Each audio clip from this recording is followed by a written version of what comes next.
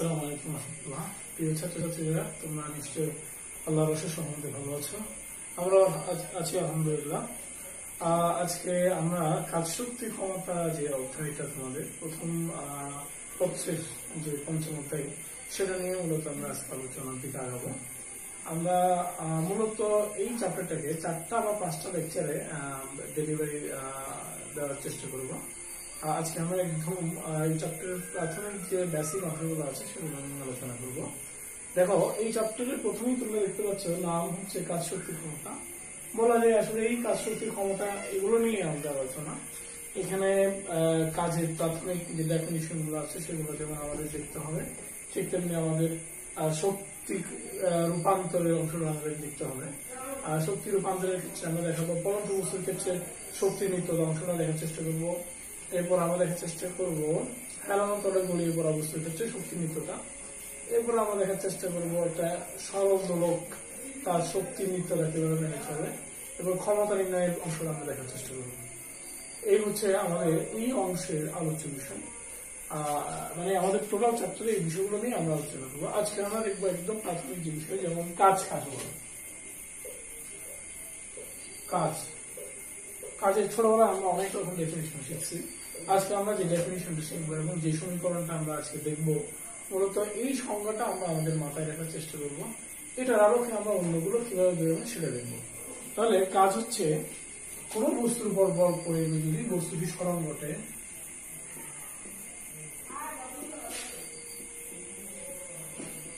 বল প্রয়োগে যদি বস্তুটি সরণ ঘটে,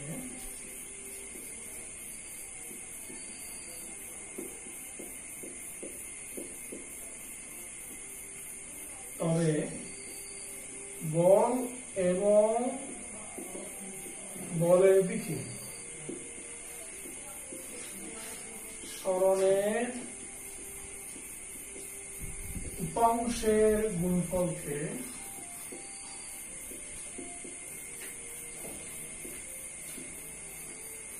কাজ বলে। আমরা দেখি কোন বস্তুর উপর বল প্রয়োগে যদি বস্তুটির সরণ ঘটে, তবে বল এবং বলের দিকে সরণের উপাংশের গুণফলকে কাজ বলে। এই হচ্ছে কাজের একটা ওয়েল অ্যাকসেপ্টেড ডেফিনিশন, যেটা আমাদের মূলত খুব ভালো করে মনে রাখতে হবে। আমরা একটা চিত্র আমরা দেখার চেষ্টা করবো। সাপোজ একটা বাড়ি আছে, এই বস্তুর উপর আমরা বল প্রয়োগ করবো। ধরলাম বস্তুর উপর বল প্রয়োগ, ধরুন আমি এইদিকে বল প্রয়োগ করলাম, এফ এর ডাইরেকশন হচ্ছে দিকে, কিন্তু বলটা চলে আসলো এই বরাবর, বলের কারণে বস্তু এখানে চলে আসলো। তো বলের সরণ হচ্ছে প্রয়োগ বিন্দুর সমানটা হচ্ছে ঠিক এটা, এটাকে আমি বলছি এস। তাহলে এস বলের প্রয়োগ বিন্দুর সাথে থিটা কোণ উৎপন্ন হবে, এবং এই এস কে আমি দুটো অংশে ভাগ করতে পারি। একটা হচ্ছে ঠিক এ বরাবর যে অংশটা সেটা হচ্ছে এস কস থিটা, আর এই বরাবর যে অংশ সেটা হচ্ছে এস সাইন থিটা। তাহলে দেখো, বল প্রয়োগ করলাম সেটাই বরাবর, সরণটা ঘুরলেই বরাবর, এটা হলো এস। এস কে আমি দুটো অংশ ভাগ করলাম, একটা হচ্ছে এস কস থিটা আর একটা হচ্ছে এস সাইন থিটা। তাহলে আমাদের সংজ্ঞা কি বলে? কাজের সংজ্ঞা আমরা পাচ্ছি ডাব্লিউ সমান ওই প্রযুক্ত বল এবং বলের দিকে যে সরণের উপাংশ এস কস থিটা, এটার গুণফলকে আমরা বলছি কাজ। তাহলে কাজ সমান আমরা পেলাম এফ এস কস থিটা। অনেকে লিখেন এফ ডট এস, অর্থাৎ কাজ হচ্ছে কি রাশি? স্কেলার রাশি। কাজ হচ্ছে একটা স্কেলার রাশি। কাজের একক হচ্ছে জুল। বিজ্ঞানী জুলের নাম অনুসারে বিদায় একটু বড় হাতে ছেড়ে দিতে হবে। তাহলে আমরা যদি বলি 5 জুল বলতে কি বলবো?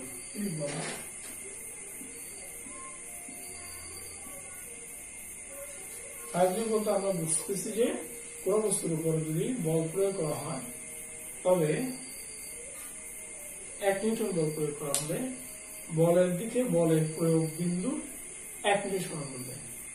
তবে আমরা যে সম্পাদিত কাজ তাকে আমরা বলছি কোন বস্তুর উপর বল প্রয়োগ যদি বলের দিকে বস্তুটির প্রয়োগ বিন্দুর। এখন আমরা দেখবো 5 জুল বলতে কি বোঝায়। 5 জুল মানে হচ্ছে কোন বস্তুর উপর যদি 1 নিউটন বল প্রয়োগ করা হয়, এতে যদি বলের দিকে বলের প্রয়োগ বিন্দুর 5 মিটার সরণ হয়, তবে সম্পাদিত কাজকে আমরা বলি 5 জুল। এভাবে আমাদের অনুধাবনমূলক প্রশ্নের বিভিন্ন জায়গায় এই অঙ্কের আসতে পারে। তাহলে আমরা দেখতে পাচ্ছি এই ডাব্লিউ এর মানটা পজিটিভ হবে নাকি নেগেটিভ হবে নাকি জিরো হবে, that totally depends on the value of theta, অর্থাৎ সরণ এবং সুযুক্ত বলের দিকের মধ্যবর্তী কোণের উপর নির্ভর করে। তাহলে আমরা পেলাম এখান থেকে আমরা বলতে পারি কাজ 3 প্রকার।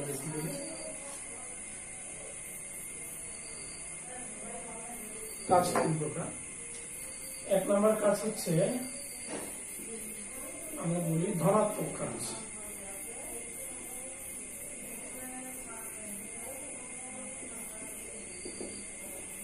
এখানে যদি বলের দিকে বলের প্রয়োগ বিন্দু সরণ হতে, বলের দিকে যদি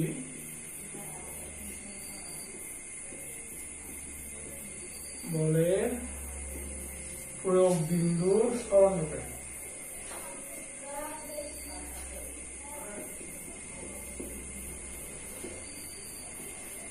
তবে সম্পাদিত কাজকে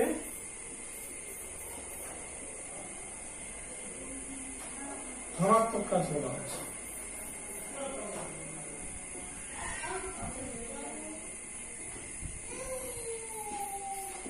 এক্ষেত্রে যদি বলের দিকে সরণ উঠে তাহলে তিনি সমান 0 ডিগ্রি হবে।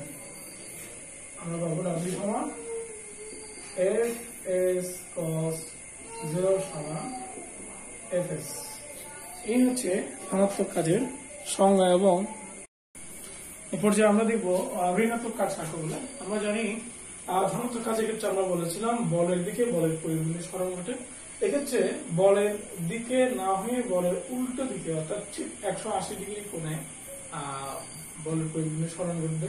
শুধু 180 ডিগ্রি নয়, একটা কথা আমাদের মনে রাখতে হবে, যদি এই থিটার মানটা আমরা বলি, এই থিটার মানটা সচরাচর 90 থেকে বড় হবে এবং 180 থেকে কি হবে, ছোট হবে।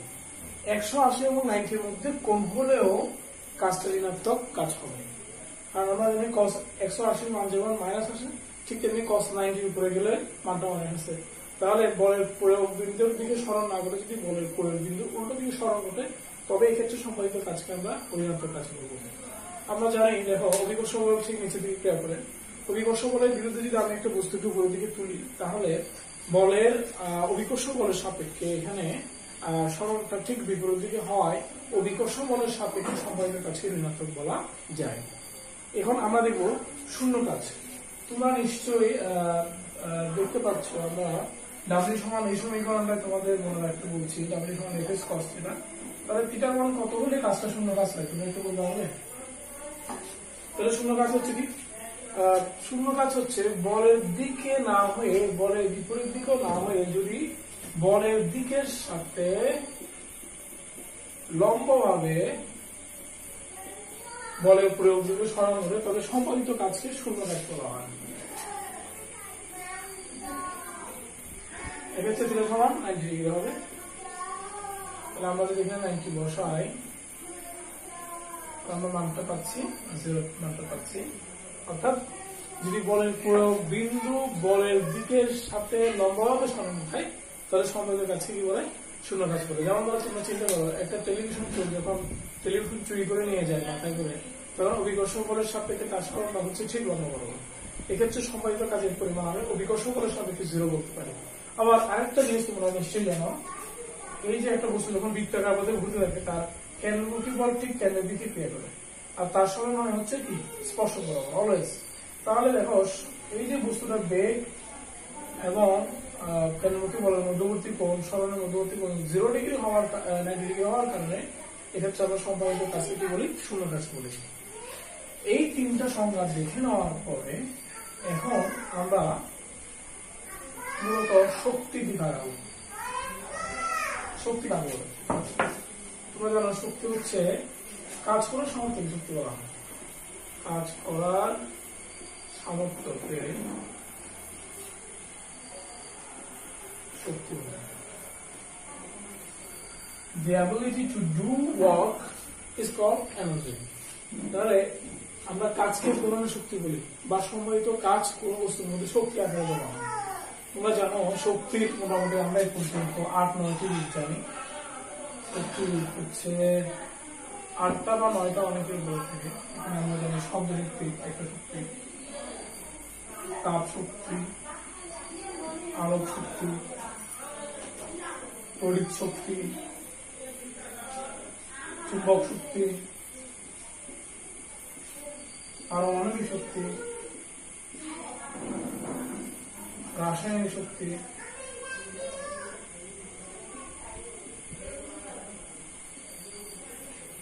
নিউক্লিয়ার শক্তি,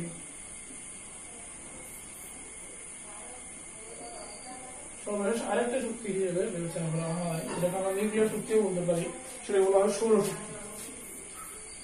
এই 9 প্রকারের শক্তি নিয়ে আমরা ছোটবেলা থেকে ক্লাস 6-7 থেকে পড়ালেখা করে আসছি।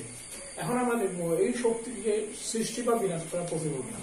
তাহলে তোমরা ছোটবেলায় অলরেডি ক্লাস 7ম শ্রেণীতে একটা শক্তি সংরক্ষণশীল নীতি পড়ে আসছো। সেই শক্তি সংরক্ষণশীল নীতিটা কি ছিল? এখানে বলা হচ্ছে শক্তি সংরক্ষণশীলতা নীতিতে শক্তির সৃষ্টি বা বিনাশ নাই, তবে তাকে এক রূপ থেকে অন্য রূপে পরিবর্তন করা যায় মাত্র। মহাবিশ্বের মোট শক্তি নির্দিষ্ট এবং অপরিবর্তিত। কথাটা এরকম ছিল।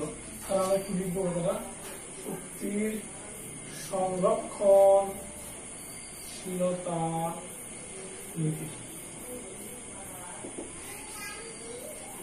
সংরক্ষণশীলতা নীতি দ্বারা কি মহাবিশ্ব শক্তির সৃষ্টি বা বিনাশ নাই,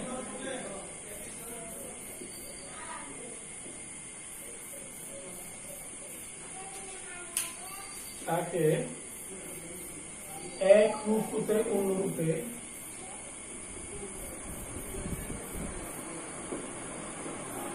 পরিবর্তন করা যায় মাত্র।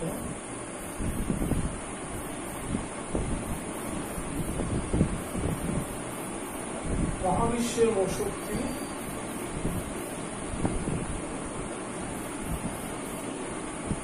নির্দিষ্ট এবং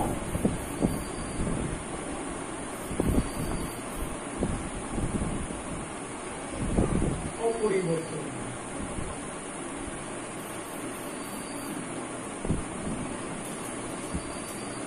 তাহলে আমরা দেখলাম শক্তিকে চাইলে আমরা সৃষ্টি করতে পারবো, বিনাশ করতে পারবো, দাদার এক শক্তি থেকে আরেকটা শক্তিকে রূপান্তর করতে পারবো। যেমন সকালবেলা আমরা কলেজে যাওয়ার আগে যেমন আমরা কি রুটি, পরোটা, ডাল, ভাজি বা ভাত খেয়ে বা খিচুড়ি খেয়ে যাই, তোমরা যারা পুরান ঢাকার তারা নিশ্চয়ই বিরিয়ানি খেয়ে যাবে। তাহলে এই যে বিরিয়ানি বা রুটি, এগুলা আমাদের বডিতে রাসায়নিক শক্তি হিসেবে দেওয়া হয়। সেই রাসায়নিক শক্তিটা আবার কি হয়, গ্রাজুয়ালি আমাদের বডির অন্যান্য শক্তিতে রূপান্তর হয়।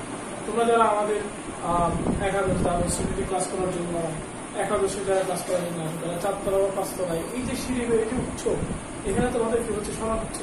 মানে এখানে তোমাদের শক্তিটা বিভব শক্তি বা গতিশক্তি বা যান্ত্রিক শক্তিতে রূপান্তরিত হয়ে যাচ্ছে, মানে শক্তিটা ট্রান্সফার হয়ে যাচ্ছে। এভাবে সারাদিন তুমি পরিশ্রম করার পরে, মানে তোমার যান্ত্রিক কাজ করার পরে তোমার যে শক্তিটা রাসায়নিক শক্তি বা অন্যান্য শক্তি ছিল জমা ছিল, সেগুলো কি হয়ে যায়, খরচ হয়ে যায়, তখন শক্তির অভাব প্রয়োজন।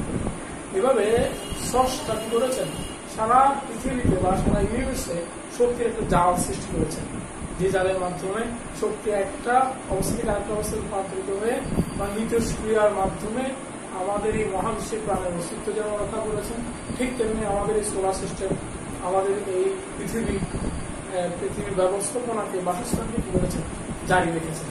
এখানে এই শক্তি প্রবাহের বাইরে মানব সৃষ্ট কিছু কার্যক্রমের কারণে শক্তি রূপান্তর সম্ভব হয় না। যেমন কি ধরো, একটা পশু পাখি যদি মারা যায়, আমরা যদি সেটাকে পুড়িয়ে ফেলি, তাহলে পোড়ানোর ফলে যে কার্বন ডাইঅক্সাইড প্রডিউস হয়, এটা ন্যাচারাল প্রসেস নয়।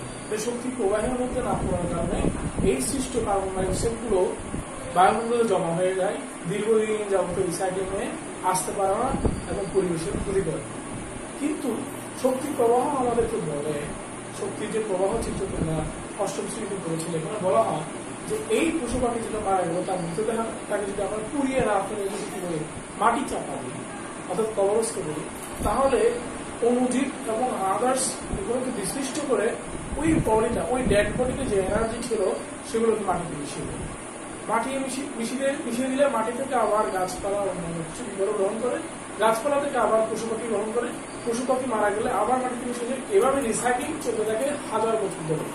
কিন্তু মানব সৃষ্ট একটা পলিসি, সেটা হলো পুড়িয়ে ফেলার কারণে সেগুলো কি হচ্ছে বায়ুমণ্ডলে দীর্ঘদিন যাবত বিরাজ করছে এবং নানা রকম ডিজাস্টার তৈরি করছে। সেজন্য আমরা শক্তি প্রবাহ চিত্রের আলোকে আমরা আমাদের কার্যগুলি সম্পাদন করার চেষ্টা চালাবো। এই পর্যায়ে আমরা দেখবো এই যে শক্তির রূপান্তর এবং শক্তির রূপান্তর কিন্তু তোমাদের একটা শক্তির কথা আমি বলিনি। সেই শক্তিটা হচ্ছে কি যান্ত্রিক শক্তি। আসলে এই চ্যাপ্টারে আমাদের মনে করা হচ্ছে যান্ত্রিক শক্তি। শক্তির রূপান্তর নিয়ে আমরা যে পড়ালেখা করি, আমরা ইঞ্জিনিয়ারিং একটা সাবজেক্ট আছে বলা হয় মেকানিক্যাল এনার্জি। আসলে মেকানিক্যাল মানে কি, এখানে শক্তির রূপান্তরের মেকানিজম নিয়ে আলোচনা করা হয়। শক্তির রূপান্তরের মেকানিজম আমরা যত বেশি বুঝবো আমরা তত বড় মেকানিক ব্যাপারটা এরকম। তাহলে যান্ত্রিক হচ্ছে কি বিভব শক্তি এবং গতিশক্তির যোগফলকে বলা হয় যান্ত্রিক।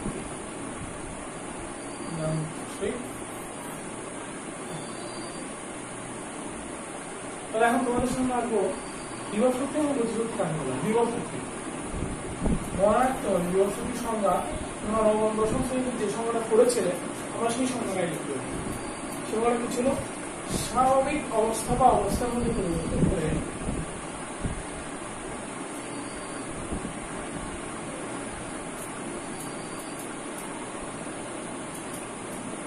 অবস্থান হতে পরিবর্তন করে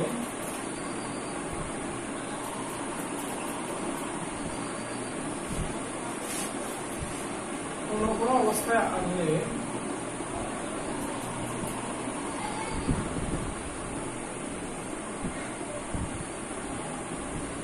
বস্তু কাজ করে যে সামর্থ্য লাভ করে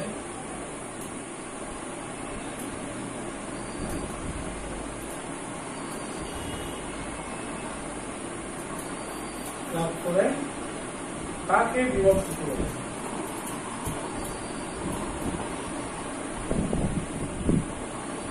তাহলে এখানে বলা হচ্ছে স্বাভাবিক অবস্থা মানে মনে রাখতে হবে একটা কথা।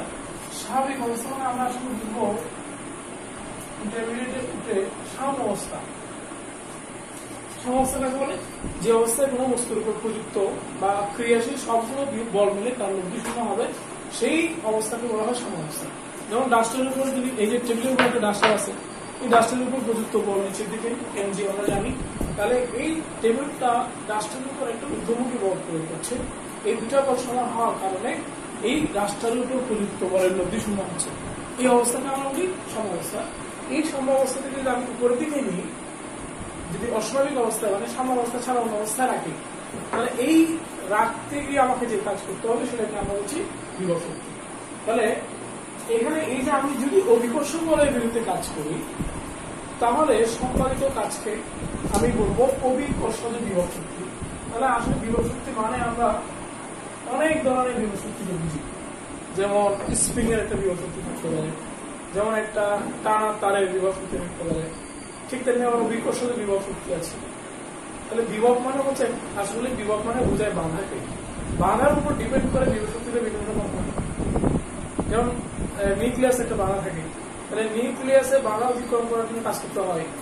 নিউক্লিয়াসে বাধা মানে কি? নিউক্লিয়াস আমরা জানি পজিটিভলি চার্জ থাকে, তাহলে একটা পজিটিভলি আর একটা বডিকে যদি আমি নিউক্লিয়াসে অ্যাপ্রোচ করাইতে চাই, তাহলে নিউক্লিয়াসের বাধাকে অতিক্রম করতে হবে। এক্ষেত্রে নিউক্লিয়ার পোটেনশিয়াল অতিক্রম করতে হবে। এইভাবে বিভিন্ন ধরনের বাধার উপর ভিত্তি করে বিভব শক্তি বিভিন্ন হয়। এমন একটা বিভব শক্তিকে আমরা বলি অভিকর্ষজ বিভব শক্তি।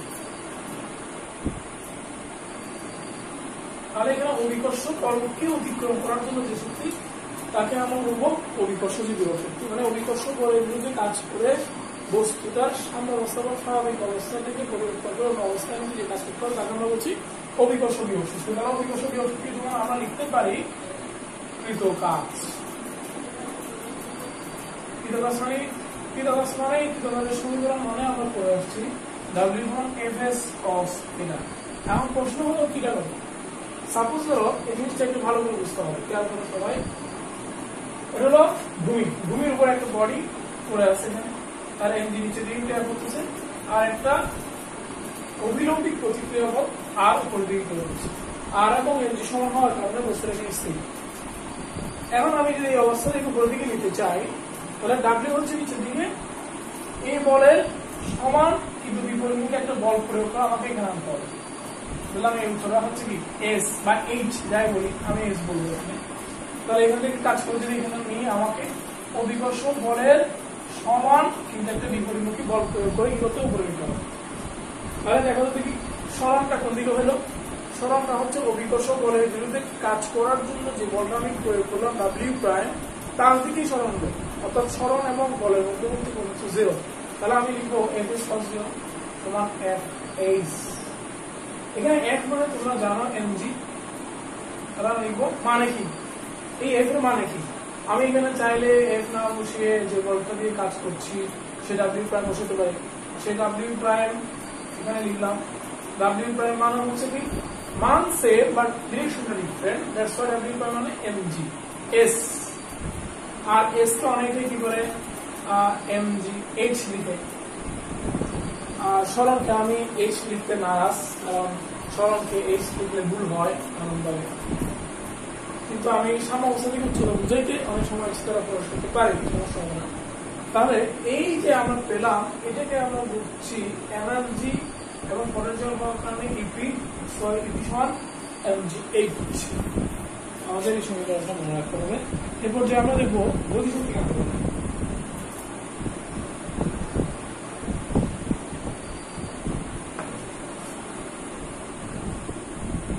গতিশক্তি হচ্ছে কোনো কিছু তার গতির জন্য যে শক্তি লাভ করে বা কোনো কিছু তার গতির জন্য কাজ করার যে সামর্থ্য লাভ করে তাকে বলা হয় গতিশক্তি।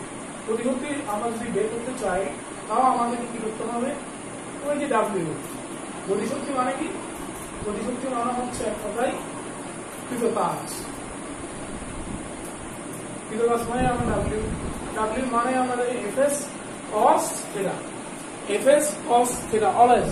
তাহলে আমি দেখো এখানে একটা বস্তু দেখতে পাচ্ছি, সেই বস্তু এফ বল প্রয়োগ করলাম, এফ বল প্রয়োগ করার সমান যদি কি হয় পরের দিকে হয়, তাহলে আমি লিখতে পাচ্ছি এফ এবং এস এর মধ্যবর্তী কোণ হচ্ছে 0 ডিগ্রি। তাহলে আমি এখানে লিখতে পারি এফএস কস 0, এটা এফএস বা এম এস। আবার আমরা জানি ডি স্কয়ার সমান ডি স্কয়ার প্লাস 2a,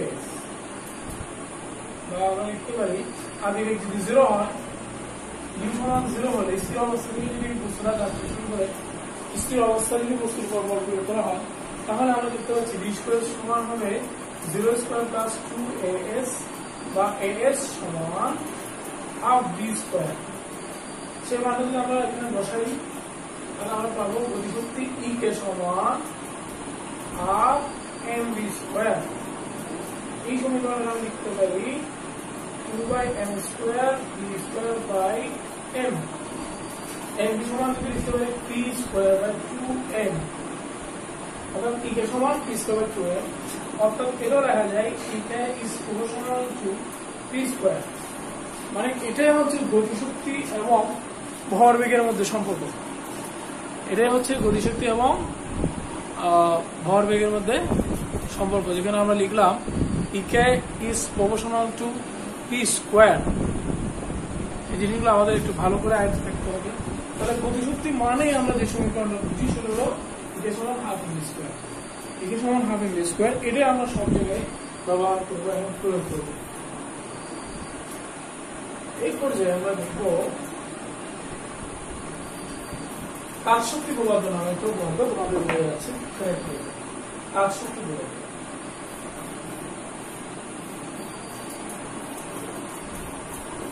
আমাদের কি বলে কোন বস্তুর উপর প্রযুক্ত বল দ্বারা কৃত কাজ বস্তুটি গতিশক্তি পরিবর্তন।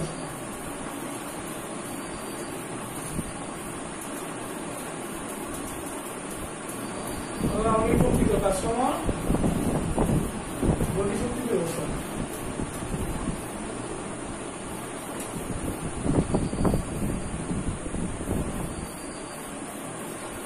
এই হচ্ছে কাজ শক্তি পদার্থ। আমরা খুব সহজে এই সমীকরণটা প্রমাণ করতে পারি।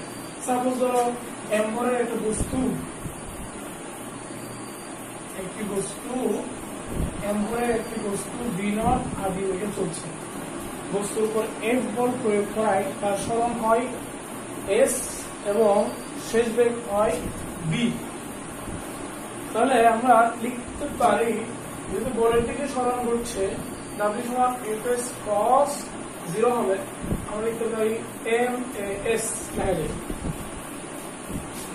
এখন আমরা আবার জানি আবার v স্কয়ার সমান v0 স্কয়ার প্লাস 2s। আমি এখানে আদিবেগ 0 বলি নাই, বস্তুটা একটা আদিবেগ নিয়ে চলছে কথা বলেছি। তাহলে আমি এর সমান লিখতে পারি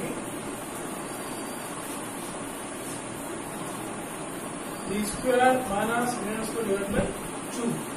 এই মানটা যদি আমি এখন এখানে 1 এ বসাই, 1 ইমপ্লাইজ করে দাঁড়াচ্ছে হচ্ছে w সমান half m v0 half m v square minus half m v0 square. যেটা যেখানে আমি এই প্রথমটাকে লিখতে পারি k1, পরেরটাকে লিখতে পারি k0, মানে ডেল k, মানে কৃতকাজ সমান প্রতিশক্তির পরিবর্তন। এভাবে খুব সহজে জিনিসটা প্রমাণ করা যায়। এছাড়াও এটা ক্যালকুলাসের পদ্ধতিতেও প্রমাণ করা যায়, যেটা তোমাদের বইয়ে আছে, তোমরা একটু দেখে নিবে। এ পর্যায়ে আমি তোমাদের দেখাবো স্প্রিং এর বিভব শক্তি জিনিসটা কিভাবে নির্ণয় করবে। তোমরা স্প্রিং নিয়ে ছোটবেলা থেকে পড়াশোনা আসছো, এখন আমরা দেখবো আসলে স্প্রিং এর বিভব শক্তি। স্প্রিং এর বিভব শক্তির পড়াটা আমরা স্প্রিং এর বিভব শক্তির পড়াটা পর্যাবৃত্ত গতি চ্যাপ্টারও করতে পারি। তারপর আমরা একটু করে দেখাবো। সাপোজ এটা একটা স্প্রিং, এই অঙ্কটা আটকানো আছে ভালো করে। এই স্প্রিং এর উপর বল প্রয়োগ করছি।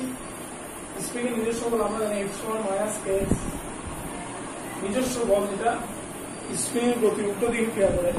এখন আমি যদি এই বলটাকে অতিক্রম করে যদি সরণ করতে চাই, ঠিক এই বলের সমান কিন্তু বিপরীতমুখী একটা বল প্রয়োগ করতে হবে, f প্রাইম সমান kx বল প্রয়োগ। এই বল প্রয়োগের কারণে যদি সরণ হয় dx, তাহলে সম্পাদিত কাজ dw সমান দাঁড়াবে হচ্ছে f d, মানে fs cos θ। আমরা জানি fs cos θ কে অঙ্কন করতে হবে, s মানে dx আর cos θ মানে হচ্ছে 0। যেদিকে বল প্রয়োগ করছি f প্রাইম সরণটা ঠিক সেদিকে হচ্ছে, দ্যাটস ওয়াই এখানে θ সমান 0। এখন আমরা যদি সেই মানগুলো বসাই, এখানে পাচ্ছি f প্রাইম dx আর f প্রাইম মানে আমরা জানি kx dx dw। ইন্টিগ্রেশন করলে আমরা পুরো মানটা পাবো 0 to x, তখন হয়ে যাবে dw সমান বা স্প্রিং এর বিভব শক্তি সমান দাঁড়াবে k যদি বাইরে নিয়ে তাহলে হয় x স্কয়ার 2 0 to x আর দাঁড়ায় হাফ kx স্কয়ার। এটাকে আমরা বলছি স্প্রিং এর বিভব শক্তির সমীকরণ, w সমান হাফ kx স্কয়ার। এখানে আমি আদি অবস্থার সরণটাকে x সমান 0 ধরেছি। আমি চাইলে এই সরণটাকে xi বলতে পারি এবং শেষ অবস্থাকে xf বলতে পারি। তাহলে এক্ষেত্রে আমি ওই যে যেখানে 0 দিয়েছি লিমিট সেখানে xi লিখবো, আর যেখানে x দিয়েছি সেখানে xf লিখবো। এক্ষেত্রে আমার সমীকরণটা দাঁড়াবে half k into xf square minus xi square. এটাকে আমরা বলবো স্প্রিং এর বিভব শক্তির সমীকরণ। এরপর যে আমি তোমাদের আরেকটা জিনিস দেখাবো, শক্তির সংরক্ষণশীলতা নীতি নিয়ে আমরা বলেছি শক্তি সৃষ্টি ও বিনাশ নাই। এখন এটা আমরা দেখো যান্ত্রিক শক্তির নীতি দেখাচ্ছি। যান্ত্রিক শক্তির নীতি, যান্ত্রিক শক্তির নীতি দেখাবো মানে যান্ত্রিক শক্তির নীতি হচ্ছে ভূপৃষ্ঠে বিনা বাধায় চলন্ত বস্তু বিভিন্ন উচ্চতায়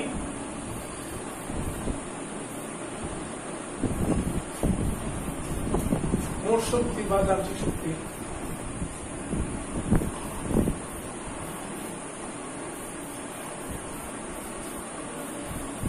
আমরা পাশে লিখবো গতিশক্তি এবং বিভব শক্তি যুক্ত